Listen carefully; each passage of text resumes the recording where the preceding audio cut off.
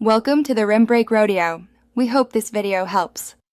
You start by finding the live broadcast you want removed. Open the post on your timeline, page, or group.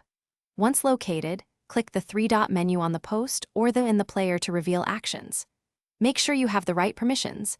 Admins and editors can remove videos on pages, and moderators in groups can manage content.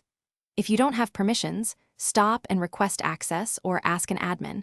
Otherwise, proceed to the removal options that appear in the menu. Once the menu appears, select Delete Video, Remove Post, or Stop Broadcast depending on whether the live is still streaming.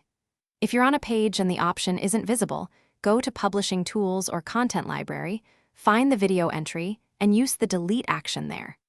Make sure to note the post ID or timestamps if you need records for reports or appeals.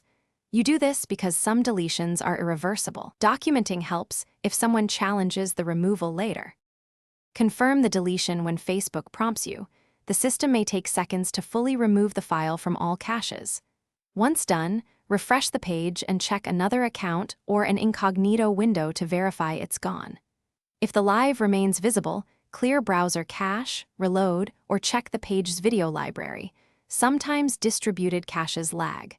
If removal repeatedly fails, use the report or support tools to escalate. Provide the post ID.